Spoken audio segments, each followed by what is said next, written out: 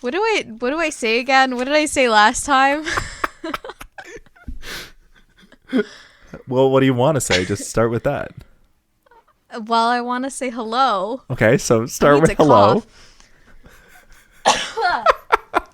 I'm okay. I'm here. Okay. We're good. You ready? You want to start or do you want me to yeah. start?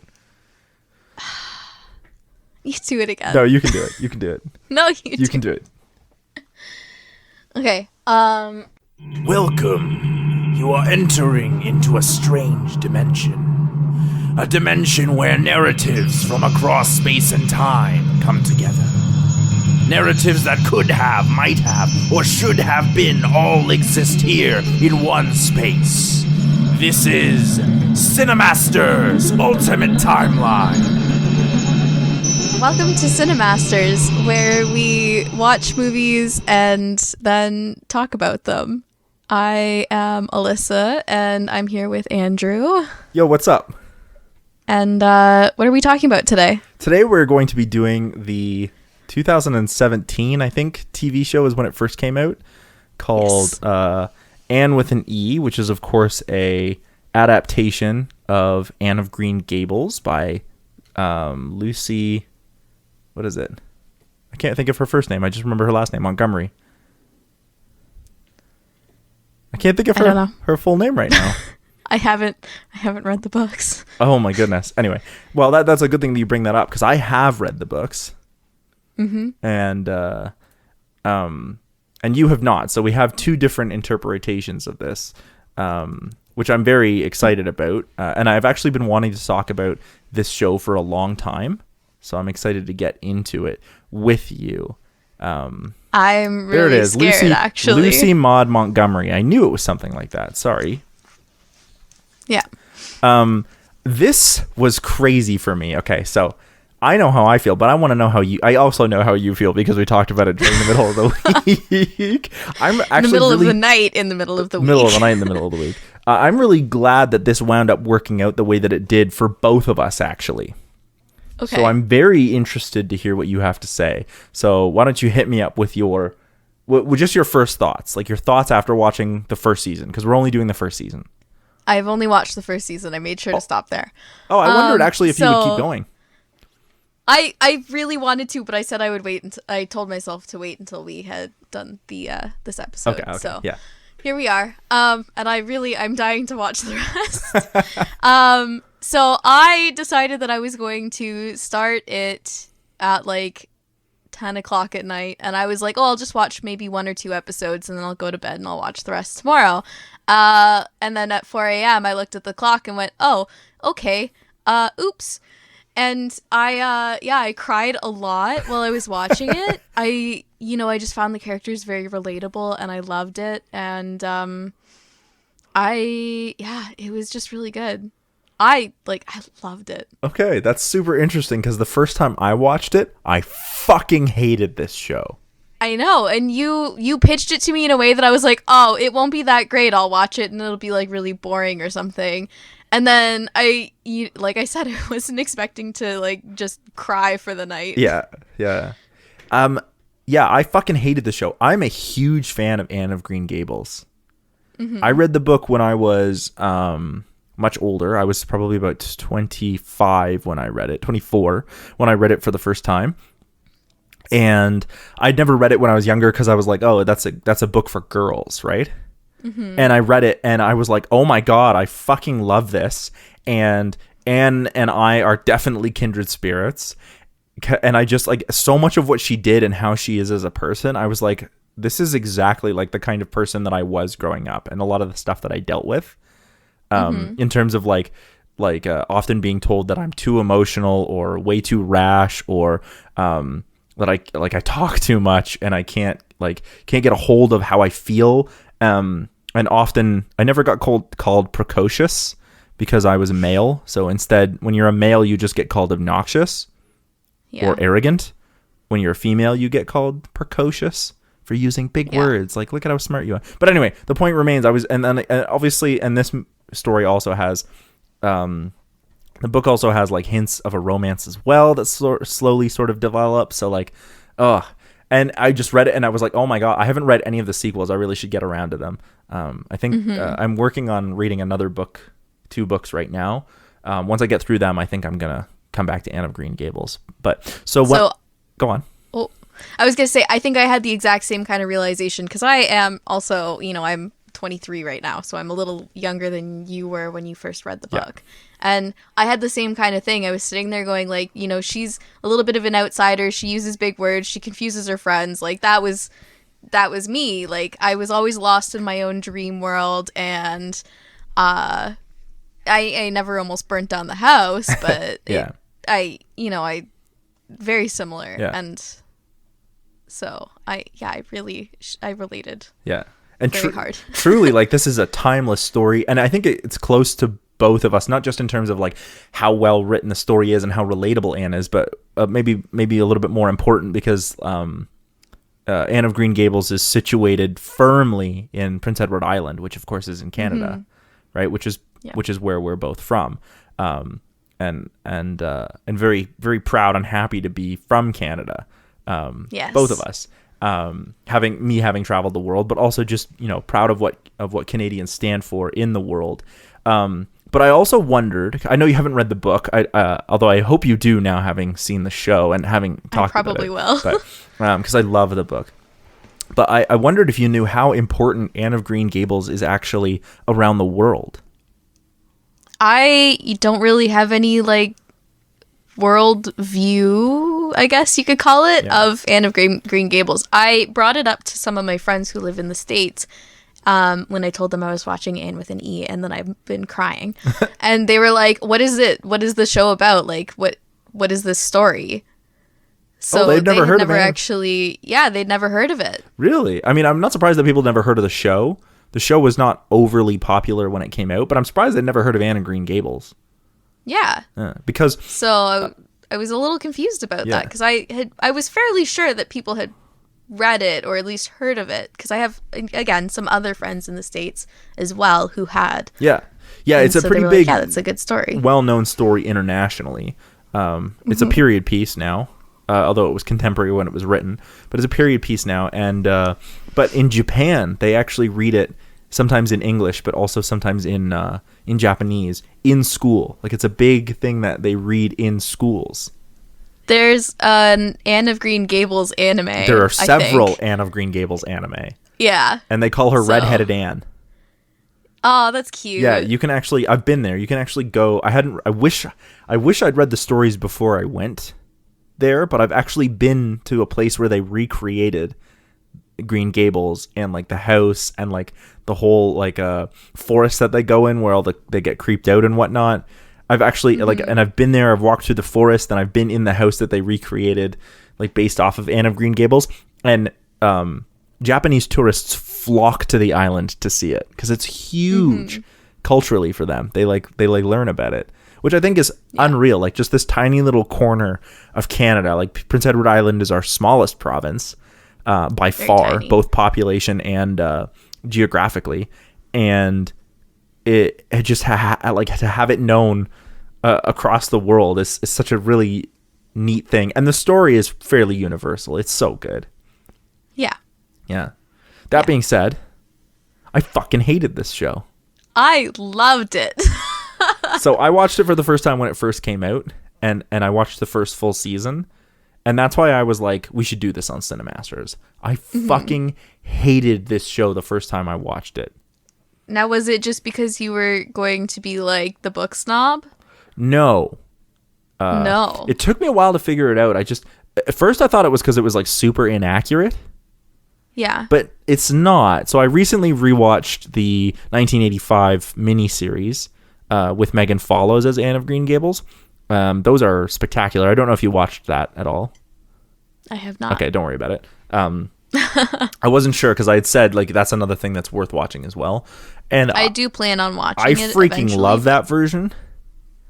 And I recently watched that and then watched this to like prepare for this episode. And upon rewatching Anne with an E the first season, I did not hate it. And the more I thought about it, I watched it all a couple days ago, rewatched it. And the more I thought about it before I wrote my pitch, the more I was like, okay, I think I might even like it. Okay. Because, and I am going to compare and contrast with the 1985 Megan Follows Anne of Green Gables classic movie, which everyone should see. The issue that I had is that this show lives and dies by its tragedy. Okay. So the show is shot dark. Everything is gray. Everything is terrible. And the show is moved. Like, it continues to move on its own drama. Right? But only if that drama is negative, like sad. Yeah, I could see that. And I think that's... I believe the writer for the show is the same writer that worked on Breaking Bad. Or one of them, the main writers or whatever. I believe that's true. And so what I think has happened is this sort of like newer drama, like dark drama, kind of invaded this show. And I say invaded, that kind of has a negative connotation, but the dark drama, like everything bad is always where we end on the show as a cliffhanger. Like, it's always like, oh man, like Anne they don't want her, and so she's leaving, and now she's, you know, like, or like, so there are certain things where I'm like, no, I was frustrated because I was like, why is it always dark? And the reason I'm frustrated is because I think this has a negative impact on Anne's character in a very crucial way. And I know you haven't read the book, but in the book, bad stuff happens to Anne, and she is positive in spite of it. She is this outgoing and positive person in spite of everything that has happened to her. Her character, like, because of her like bright, vibrant attitude and the kind of young lady that she burns brightly even though it's dark around her. Whereas in this movie, in this show, because everything is so tragedy based, because every drama that is brought to the story affects the way like Anne views the world, I felt like her personality was caused by the tragedy. So she is the way she is as a coping mechanism for the tragedy in her life, for the abuse that she has felt in her life. And I felt like that was a kind of betrayal of Anne. Yeah. Whereas like before... So I wouldn't have known that because I haven't read it or seen the other movies. Yeah, and it's not because... And it took me a while to think about this, and that's why I'm trying to be very careful with my words and talking maybe a little bit more slowly than I normally do, because I'm trying to be very careful about the way that I phrase this, because it doesn't feel like Anne has changed that much between the different versions, but it does feel like the reason that she feels different is because before she was vibrant in spite of this bad shit. She was this joy and light that was brought into Matthew and Marilla's life. Whereas now in this show, it feels like she is this vibrant light as a way of like coping with the dark shit. And that drastically changes how I view her as a character. Okay. And that was the thing that I didn't like. Because despite all of that, the show is actually fairly accurate to the book. It just dives deep into the subtext. Right? And then there are a couple things that they changed to like add drama. There are some things that I really did not like that they did in the movie. Like? The most specific one is like when Matthew has his heart attack and then is about to attempt suicide by like... I didn't like that at all. That is not in the book at all. Yeah. Matthew is supposed to be like this sort of steadfast, always caring kind of person. And so that was really frustrating to watch that happen. I really didn't like that part. Yeah. Because I felt like it just made him seem like such a small character. Yeah. Like with very little emotional capacity. And I didn't like it. Yeah. Because he seemed like he had a lot of depth despite the amount he talked. And then that episode just threw it all completely off. And that's how Matthew's supposed to be. He doesn't really say much, but like you get the sense by the way he like treats Anne and is very soft with her that there is like a deep connection. He connects with Anne before Marilla does, and we see that in the show. Yes. And literally like on their ride to the house. Yeah. He's already like, yeah, let's keep her. Yep. She's fine. She's cute. She works. Like, not like those aren't his thoughts, but no, you know. but you can see that connection kind of happen, especially when it's shown. It's quite well done. But even when you read it, you can get that feel for it as well. And So there were certain things like when it strays from the actual book, because a lot of this dark stuff that they talk about in the show or the themes that it plays with are definitely like one person's interpretation of the subtext behind Anne of Green Gables. I would agree with that. Is it the way that I would have done Anne of Green Gables? Definitely not. Is it a bad interpretation of Anne of Green Gables? Also definitely not. It's just not my interpretation. Yeah. But all in all, I really came around on this. It was such a weird turn for me. Like, I started watching it at the beginning of the week, and I will say I think the first 2 episodes are hard to get through. Yes. They're kind of not super well done in the terms of the theming. They're incredibly well shot. I will say whoever did the costumes fucking killed it. It was awesome. Everything looks so good. Yeah. The actress who plays Marilla. Yeah. I don't know what her name is, but I don't remember either. Is outstanding. Outstanding She's as awesome. Marilla. I was like, this feels like it's so well done. The actress who plays Anne was fine. Maybe a little overly done, in my opinion. It's a little over the top. A little bit. A little at the start, yeah. Yeah, a little at the start. But the actress who plays Marilla was through and through the best part of every episode for me. Yeah. Like, but I'm also wondering if it was intentional to have her so overdone at the start, because that's kind of how it was for Matthew and Marilla. It was a very jarring... She is supposed to be over the top, like very dramatic. Yeah. Like that's just the way Anne is and how she's written as a character. And it's played for, so in the book, the sort of things that happen to Anne are supposed to be like, you're so like overly dramatic that it's funny. At least in my interpretation. So when she like dyes her hair because she thinks it's too red, she like tries to dye it brown and it turns green. In the book, like the original book, it's supposed to be played for laughs. Yeah. It's supposed to be funny. And in this, I just felt like it was supposed to be like, another one of Anne's tragedies. And I was like, it feels weird. Yeah. At one point in the book too, she gets dared by Josie Pye, I think it's Josie Pye, to walk the ridgepole of somebody's barn. So like that's the topmost part of the barn and walk. And so she does that because she's like I was dared to do it, and she falls off and breaks her ankle. Yeah. This is right during summer sometime. She falls off the roof and breaks her ankle or sprains it or whatever. And Matthew and Marilla are like, oh my God, what happens? And she's like, what would you do if somebody dared you to do it? And Marilla's like, not be an idiot, obviously. Because like Anne is young and naive and stupid. And that's what makes her so awesome. And I felt like this didn't have that. Yeah. Like it was always just like, what's the next tragedy? Like, yeah, it was almost like she had to grow up a little too quick, and now that she was able to be a kid again, she's like taking it too far. Is what I kind of was getting from the show. Yeah. It's because she really did have to grow up too quick. And the show is shot very dark, like it's always bleak. And I always thought that was really strange because, like, I mean, Prince Edward Island is part of the Maritimes, and so in winter, yeah, it's bleak. It's snowy and it's cold and shit. But in the summer, Prince Edward Island is gorgeous, beautiful. And I never felt like that came across in the show. It always just felt dark and muddy and gritty and gross. Now, to the show's credit, especially in the second and third season, to the show's credit, it does more with that dark tone. Again, I think maybe too far, but it's more realistic than the 1985 show.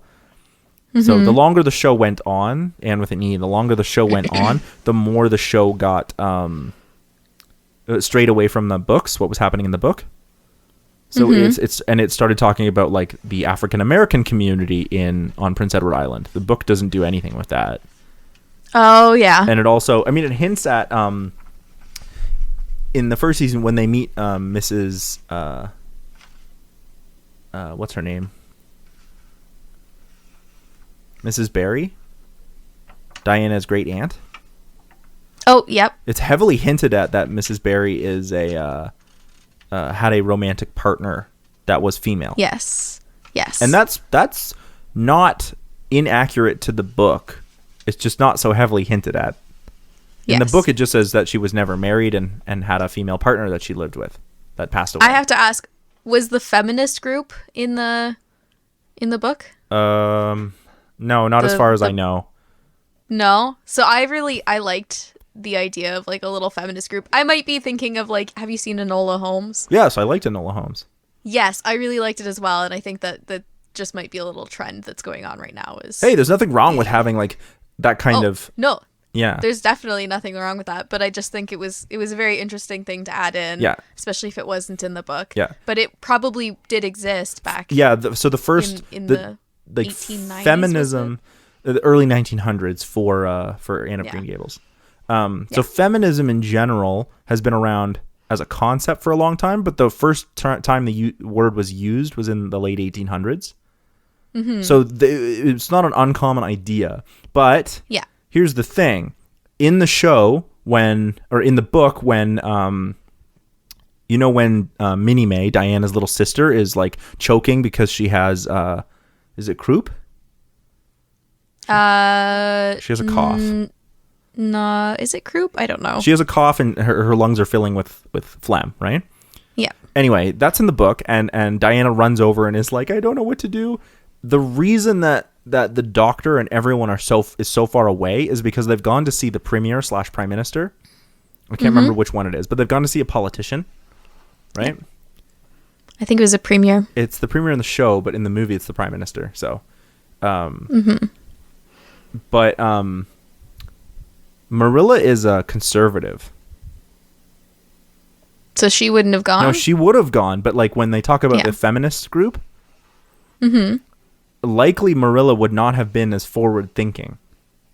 Oh, that's true. Because in the book she's not that Marilla might not have joined, and it depends. Like Marilla could have been a social conservative or a fiscal conservative. Like there are lots of different kinds. It's just like, would Marilla have taken an interest in a kind of feminist group like that? Now, I do think Marilla as a character, the way that they portrayed her in Anne with an E, having Marilla be like, I do need to rethink how I was going to teach Anne, would probably be something Marilla would think, but I just wonder how forward that might come across, or even if she would have gone to a progressive like circle like that. And not that kind of those kinds of works and literature wouldn't have been passed around amongst young ladies in the circles, but likely it probably wasn't mothers. It was probably more like young single women, which Anne would later become in the books, who were at King's College in Charlottetown or at universities, as we see later on in the books. The thing that I really liked about that with the progressive mothers or whatever, I've had conversations with my mom and my grandma that were like that, where it was just like, we didn't have the choices that you do now. And so we still have to work on like opening our minds to these new ideas sometimes. And it might take us a little while, but we're here. We're trying. And so like, it's a timeless idea that there's all this progress being made and people will still have to work on it, and especially like some of the older people will have to get used to the new ideas that are coming in. And so I think it was that part really touched me, where I was like, yeah, okay, that's still something that's happening today. So it's not very difficult for me to like even understand that would be like a hard decision for Marilla, because she is a lot older than those other ladies, and when she comes to, you can see her like on her face, she's like, oh my goodness, like these are very progressive ladies. But at the same time, she is thinking like, well, I'm older than them, like I'm set in my ways, but these new ideas are coming about, they're obviously popular, maybe I should be thinking about them. I think that's something that Marilla would do. I think that characterization is fairly accurate for Marilla. And like I said, I think Marilla is the standout actress and character on this show. For sure. She was awesome. Well, those are actually all my likes and dislikes, and they all stem back to that one idea. So awesome. So normally I have like a big old list on my notebook. And this is my notebook. It looks like 2 words. 2 words on the good side, and maybe two things on the bad side, and so I really struggled with this one because I just really enjoyed it, and I couldn't really pinpoint exactly what I enjoyed and what I might have disliked. There was one other thing that I didn't really like, aside from that episode with Matthew after his heart attack, and it was that I felt like they were trying to force relationships between Anne and Diana, but also Anne and Gilbert, and I was like, there was a little bit of ambiguity there that I wasn't really sure how I felt. What do you mean by force the relationship, particularly with Anne and Diana? At some points, it almost was like alluding to the idea that Anne was gay, but in other times it was like, oh no, it's Anne and Gilbert. They're going to be the ones that are getting together. Oh, that's an interesting idea of Anne being homosexual for Diana. If somebody were to do I could. It's not in the book at all, but no. But I feel like they alluded to it a little bit. I never picked up on that, but that doesn't mean your interpretation is wrong. Okay. Yeah. Did you feel like you would have preferred if Anne was with Diana rather than Gilbert? No. I felt like actually she was young and didn't really need that. Either sides of it. Well, I mean, why can't she just be friends with both of them? Yeah, well, they don't do much with Gilbert in the first, and in the book, he's sort of about as much in the show as he is in the book. So they don't really do much with him, but they do introduce him, like he's there. But Anne is sort of irritated with Gilbert more than anything, and we don't get a lot about like the males in the school anyway. Like Anne is much more preoccupied with like the social circle of like Ruby Gillis, Josie Pye, Diana Barry. Like that's her social circle. So she knows of the boys, but like she's a young girl and she's not really interested in boys yet. Yeah. Yeah. The one other thing that I really liked about Anne was the fact that she's like, I can do anything that a boy can do, but also can I please have puffy sleeves? Yeah.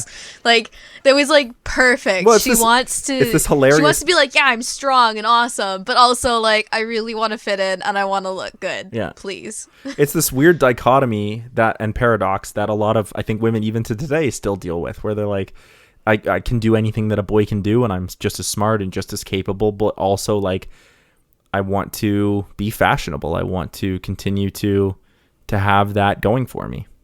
Mm-hmm. Yeah. Which I think is hilarious, but also like very, very accurate. Like that's the way it is. Yeah. No, I just really liked that. And that it was almost like she was feminist without knowing it. Yeah. Well, yeah. I mean, Anne of Green Gables has always been feminist in my view. Like just the kind of young lady that she is. She's always been that way in my view. And so I almost felt like the show didn't need to say it. Mm-hmm. I think the show could have... Well, it didn't really say it. But the whole like progressive mom circle thing, and like there was a couple times where I was like, feel like you're being overt when you don't need to be. Tell me the story and make the story feminist without needing to outright say it, because I feel like that's more powerful. The actions are more powerful. Well, some people need the little reminder as well. Yeah. So yeah. And what were your goods? Tell me your goods, because clearly you loved this. It's all in the characters for me.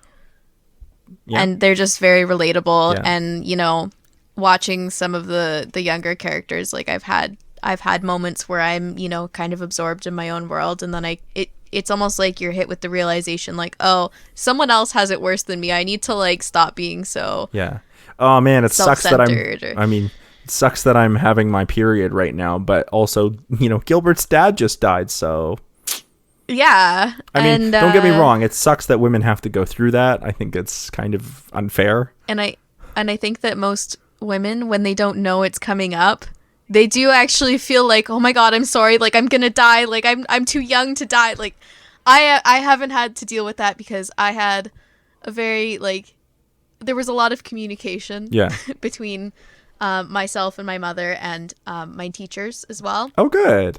In school. So I knew what to expect, but it was also very scary at the same time because it's like, oh my God, what is going on? Yeah. Like literally if you were a dude and somebody was like, you're going to bleed out of your penis.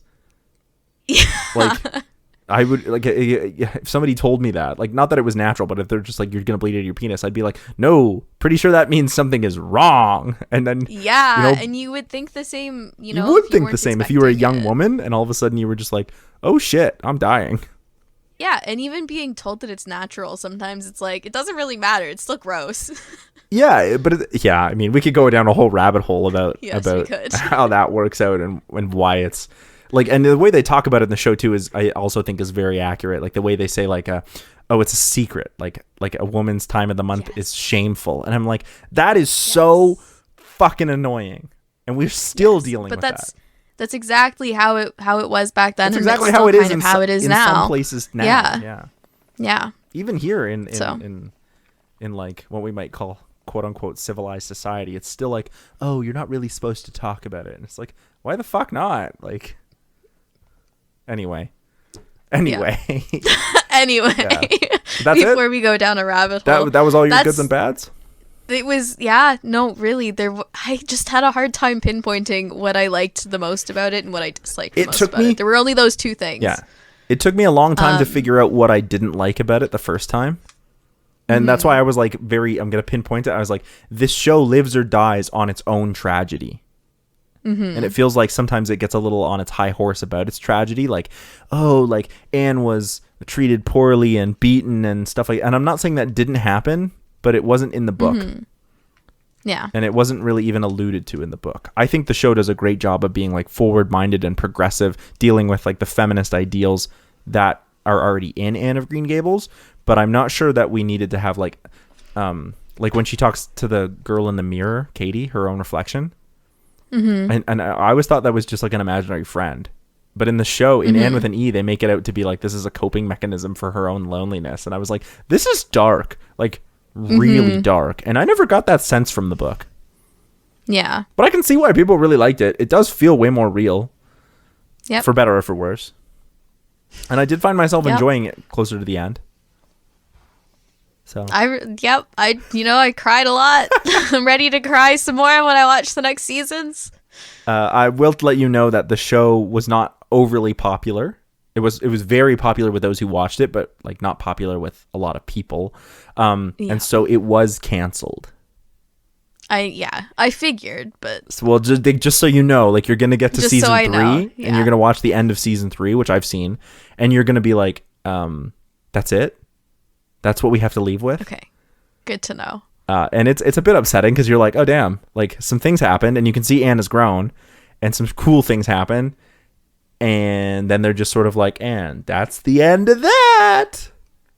Yeah. All right. Well, good to know. Maybe I'll just have to write my own ending. Yeah. Well, speaking of writing your own ending, do you want to go first on your pitch, or do you want me to go first? Oh, I should go first. Okay, go for it. So obviously I really struggled with this one. I messaged you like 3 times. Yeah. Being like, I don't know if I can talk about this one because it was very impactful. And so I decided that I was going to try making it modern. Because that was the only thing I felt like I could change and have it potentially work out. But I really wasn't sure how I was going to do it or if it was actually going to work. And so the only thing that I managed rewriting with this modernization was the first episode, and then I had like ideas for the rest. Well, that's good enough. Like, that's at least something. Yeah, like I tried really hard. I want you to know that I actually I sat down with my book and my pen for probably like 2 straight days being like, I need to get something down, and it doesn't have to be perfect, I know, but I need to just get something. Yeah. I mean, sometimes I often just use CineCasters as an excuse to talk about a show. And so and that's why I was like you can come up with something and so I'm excited to hear what you have, but I was like, even if you just, what would happen if Anne was a dude? How would that change things? Well, there wouldn't be nearly as much fighting going on in the first episode. Well, there might be, because what if they were looking for a girl? Oh, true. I'm just saying, like, what if you gender swapped everyone? That'd be weird, but why? yeah. Why would that be weird? I don't think it would change too What much. if they were? Well, what if it was like Marilla who was having a hard time with her heart, and so they were looking for someone to help her out around the house a little bit more, or as a true. companion to her? I'm just saying, like, I'm not saying that that's necessarily a good way to go. I'm just saying, like, that is a way you could have gone. Yeah. Mm-hmm. The way that you just explained it was basically the sad fortunes of the Reverend Amos Barton, which was the George Eliot piece that I just finished reading right after I finished this. I also cried during that, just so you know. I had a very tearful They week. reference George Eliot in the show, by the way. I know. I was very excited about that. So you did a lot of crying this because I was week. like, oh, I did, and it was just those two stories. Well, hit me with your pitch. Okay, so basically, I'm just gonna pitch the first episode and then give you my ideas for the second episode. They were very rough though, and I think I had the outline or like the order a little bit off, but whatever. So basically, Matthew and Marilla are brother and sister. Obviously, they've both been off and tried different things. So we're like now in more modern days, I guess. Oh, you're going to switch it to modern days? I thought about doing that. That might have been an awesome idea to be like, what would Anne of Green Gables be like if it was in modern times? Yeah. So basically, I thought, what if they were, I don't know, maybe the same age as my parents. So they were born in the 60s. So they've, finished school. They've been off. They tried doing things. And when, it didn't really work out, they were like, whatever, we'll just go back to PEI and go back to the household that we grew up in and see if we can continue on that, because that's something we know well enough. So their brother and sister, they moved back in together just to continue the family business, which is just a farm. And they are like, well, we're getting old. Neither of us really had a chance to, have love or have kids or whatever. So let's just adopt someone who can help out around the farm, because, obviously we're both getting old and we're not getting any younger. So we need someone who is young who can help out. And so it's still a little bit of that olden time thinking. That's not old-fashioned. That's the word I was looking for. Old-fashioned thinking, which you kind of do see with a lot of farmers. I'm just kind of stereotyping there, but and so their modern day motive basically was just that they want to leave behind some kind of legacy, and they don't want to see the farm sold to someone who isn't in their family. So they just want to build up the family a little bit and liven up the household since they have the space.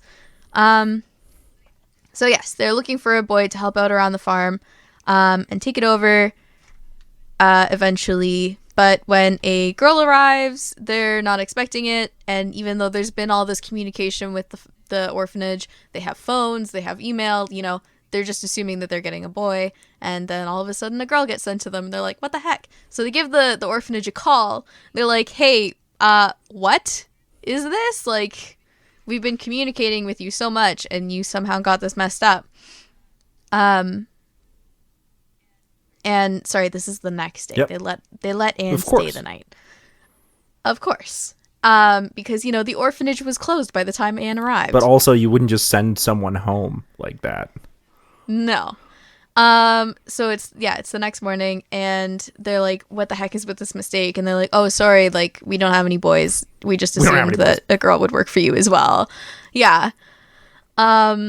So the orphanage is like, you can keep Anne if you'd like. You can take her back. We'll send you a boy when there's one ready. Like, we will build him. And or you can keep Anne and either foster her until there's another home for her, or you can keep her and we'll send you a boy as well later. Like, we can arrange something, but we'll figure it out in the best way that works for the orphanage and Matthew and Marilla. So after they talk for a bit, they're like, well, we'll keep her until the orphanage finds a permanent home for her, because they feel really bad that she's stuck going back to the orphanage. So they're like, yeah, we'll just foster her for a bit. And then, you know, they also have the hopes that maybe she can help out around the house while they wait, because they still need someone.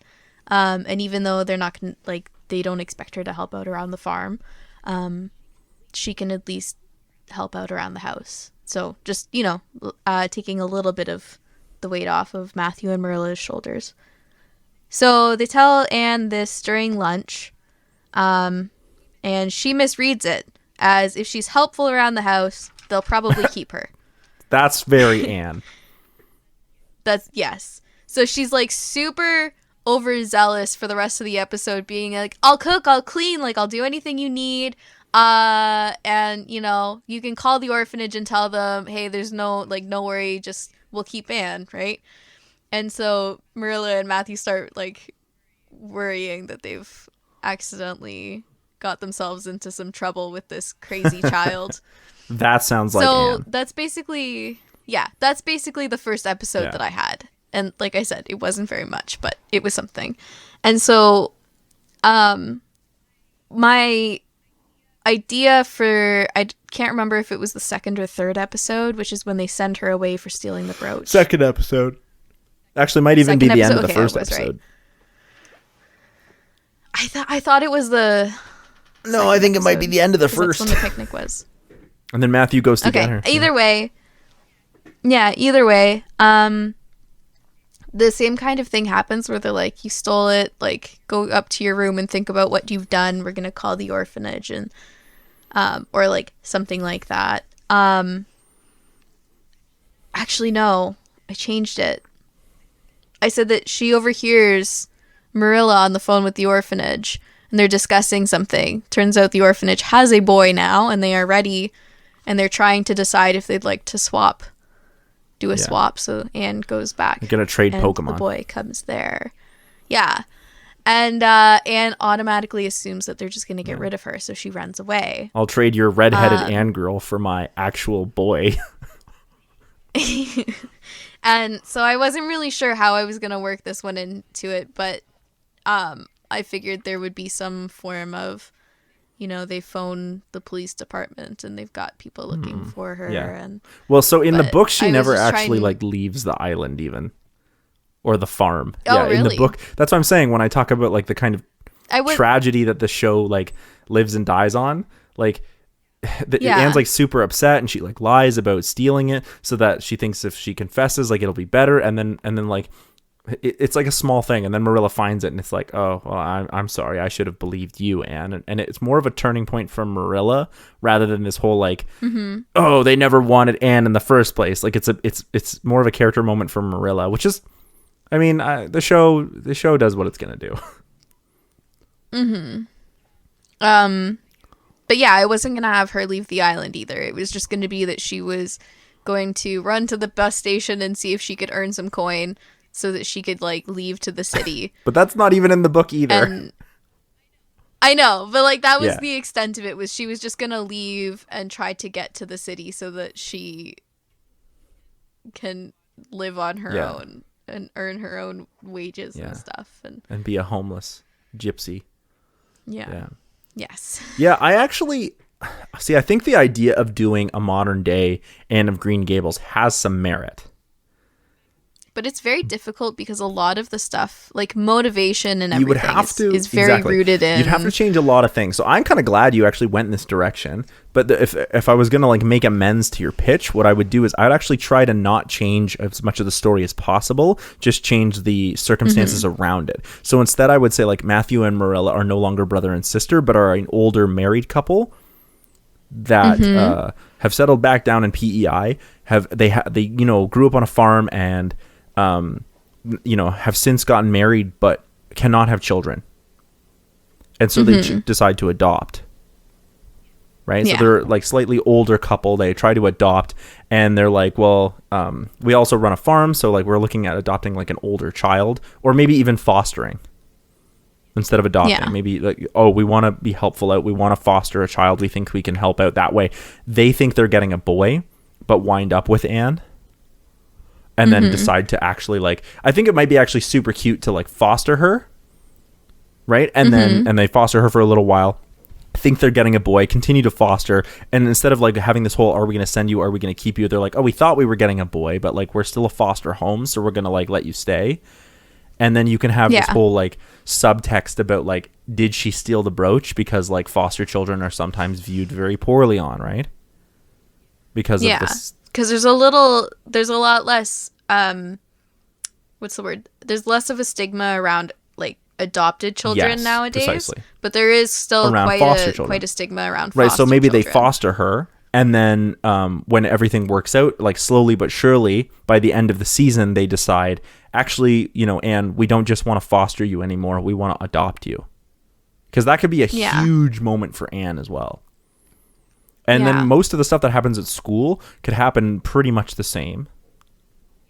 Yeah, that's true. Okay, I never thought about doing it. I tried with a little bit like, oh, we'll do it like a foster, and then, you know, we'll send you back when. The only thing is you'd have to change a couple of the circumstances that bring Anne to the island, and you'd have to change some of the way that like certain things happen around like people's points of views, because we've gotten much more progressive. But I wouldn't say that it's not doable. Like it certainly is doable.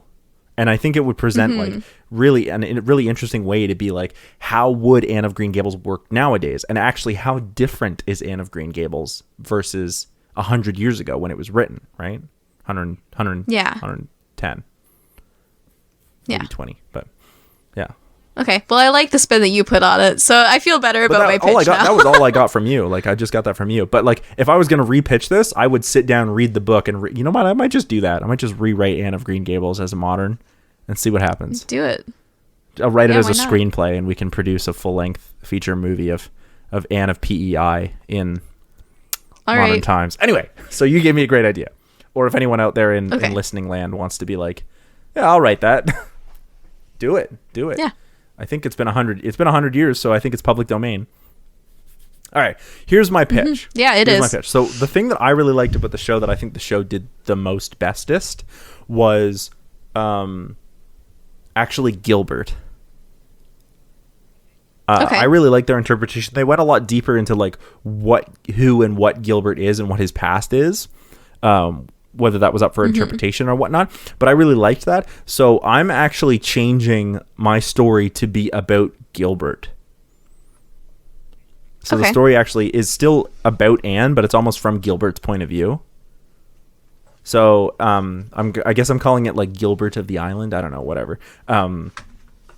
So episode 1, so we meet Gilbert Blythe, who's been working with his sick father, and they've been trying to make him feel better. So they have just returned home from out west, where they were visiting some of their other family, and have now just returned home to the island, to their farmland. So basically we get the impression that the doctor's prognosis is that it's not good and that it's not long. So meanwhile, there's a lot of rumors in town that the Cuthberts, who are one of Gilbert's neighbors, are adopting a boy to help them on the farm. So the Cuthberts do not live far from the Blythes, and they've always been very nice and very cordial to each other and their neighbors and whatnot. So Gilbert is struggling to get the farm going, like get money for the farm, because it's just him. So we also hear rumors that when that boy, the adopted boy, turns out to be a girl, and we hear this, Gilbert is hearing all this from Mrs. Lind, like the gossip that lives next door to the Cuthberts. So he hears all this from Mrs. Lind, and apparently that the girl is super mouthy and said all kinds of terrible things about her. And then Gilbert goes home and tells this to his father, and both of them laugh, because they're like, well, Mrs. Lind could use a good telling off every now and then. And so Gilbert is intrigued about what kind of girl just sort of runs off at the mouth like this. But that laughter then turns into a coughing fit, because John Blythe is very sickly, and he warns Gilbert that he's like, look, it's not, we both know what's coming. You need to go back to school, otherwise you're going to fall behind. And Gilbert's like, no, like I should look after you. And John's like, no, we'll find a way to like pay for some service to look after me while you're in school. So Gilbert returns to school, and upon meeting Anne, he's instantly intrigued by her. He's like, yo, what's with that red hair? It's crazy. So he means to ask her a question while they're in school, and she like willfully ignores him. Like she's like, I'm going to ignore him. And then he finally is just like, yo, carrots, like I'm trying to talk to you. And she turns around and just wails on him with her tablet and just like smashes it over his head. And so he returns home quite sullen. He's like, not only is my ego bruised, but also my head. Episode 2. So Gilbert is used to being the top of his class with little competition, and he finds himself incredibly frustrated at now having this outspoken, angry girl always be like tied with him. So like, because it's always been so easy for him, and now, but he does find her antics amusing, but he is kind of frustrated. He's like, it's always been so easy, and now you just show up, and now I have like actual competition. But he finds her very amusing. So like he tells his father like this one day she attempted to dye her hair, and the result is that it turned green and she had to cut it all off, and that I rarely ever see her without her best friend Diana. Gilbert has friends at school, but he's not really close to any of them because he spends all his time looking after his father or on the farm. So he does feel resentment towards like Anne and Diana's sort of carefree life. So his father encourages him like to hire a hand. So Gilbert goes to the black community on the island and tries to hire a hand, much to the disapproval of his neighbors for going to the African American community. So here I wanted to make a caveat. I stole this idea from the second season of the show, but I wanted to show that PEI has a whole history of like the black community on the island. And I think that's like very different from what Montgomery wrote, and I think it's interesting to look at it that way. And I can do that because this is an Anne of Green Gables. It's my version. And I'm not calling it Anne of Green Gables. But I would also, I am saying that that's something I would like to explore, but I'm not African American, and I haven't done any research into this. So I would definitely hire some writers and appropriate people to help me with this aspect of the story, but it is something that I wanted to include. And so I will bring it up, but I'm not going to go into a lot of detail about it because I don't feel like I'm qualified in terms of background research and a bunch of other reasons. So... So one day, while Gilbert is telling his father about Anne, he does hire a young farmhand about his age named Sebastian, who is a black islander. So one day, while telling his father about Anne and his frustrations, John Blythe says that perhaps the competition is good for Gilbert now that he actually has to try in school instead of just coasting by on his intelligence. Like he actually has to like work for it, and so he's never had to work hard at being good at school, and now he's probably getting smarter because he's always competing with Anne, and he's working harder. And he also says that Gilbert talks of little else other than Anne, which actually embarrasses Gilbert quite a bit. So episode 3, Gilbert is continuing to stress over the farm and how like how his farmhand and his nurse, he can't pay them, and he's like trying to get the farm off the ground, and so things are piling up, and it appears that Anne is not talking to him at all, which frustrates Gilbert anymore, and it frustrates him more than he's willing to admit. We also see the other girls swoon over him, but he just thinks it's ridiculous. Like he's like, okay. So Gilbert is a bit of a loner. Like he has a couple friends, but he prefers spending time reading more than anything else. So when Sebastian catches him reading like one of his books, the two of them strike up a conversation, and they slowly form a friendship as well. So the next day at school, Gilbert hears word that Anne and Diana are no longer allowed to be friends because Anne got Diana drunk. And Gilbert is like, that's fucking hilarious. Like, that's funny. But when he hears the story, he and the laughter actually breaks his sullenness too. So at school, he talks to Diana, and he realizes that her parents are serious. Like, he's like, wow, your parents are serious about this? Like, there's no way she actually got you drunk on purpose. So he resigns himself. He's like, because he sees Anne as all on her own because she's not allowed to talk to Diana. So he's like, I'm going to talk to her. Like, she could probably use a friend, and I know what it's like to not have one. So he goes home from school that day thinking to himself, tomorrow I'll talk to Anne, and I'll show her, like, you know, she's not alone. But when he returns home, he finds his father has passed on. Right. Episode 4. Gilbert is torn about what to do with his future with the farm, and he's got all this school and this debt, and like the whole town comes to his funeral, and Gilbert is appreciative, but now it's just him. So he sees Anne still alone, but he's not motivated anymore to go talk to her. He's just like, I gotta deal with this. Like, so in his father's things, he finds some letters addressed to Marilla, and it turns out that his father had some kind of like attachment. There might have been more there, but like there was an argument between them, and Gilbert uses this story that he like only has one side of from his father to sort of fabricate this story in his mind about what went on between him, like his father and Marilla.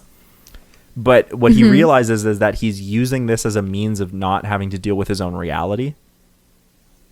So he realizes like this depression, these letters are actually unhelpful. they're just a way for him to like escape reality of what's happening by like wishing his father was still alive. So he puts the letters away for like a time when he can actually use it. So most of this episode would actually be like a flashback between how Gilbert imagines things would be between young John and young Marilla.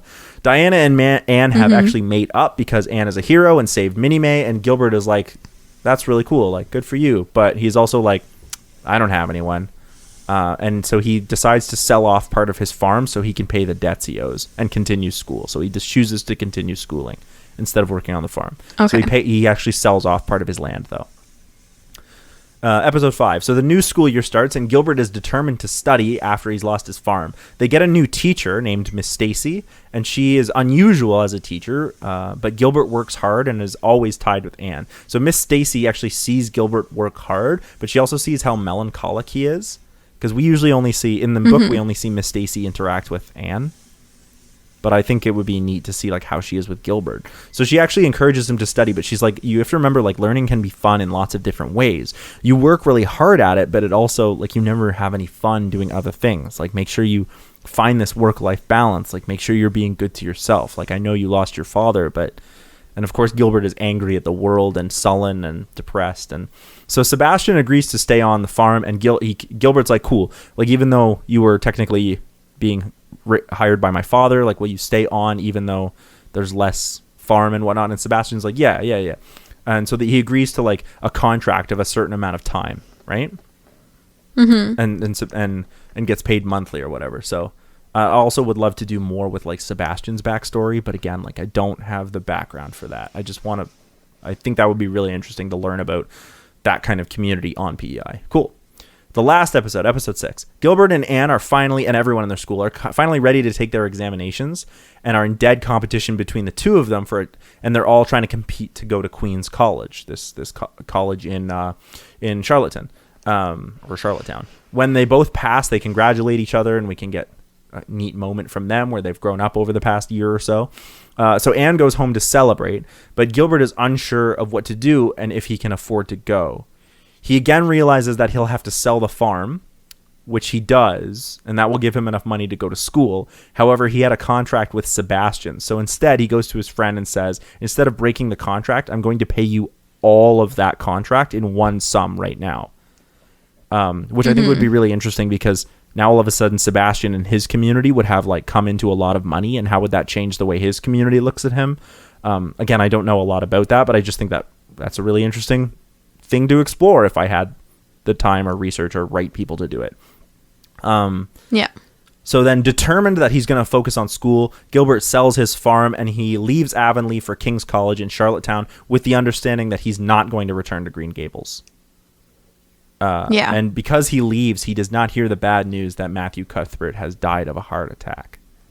And that's the end of the first season.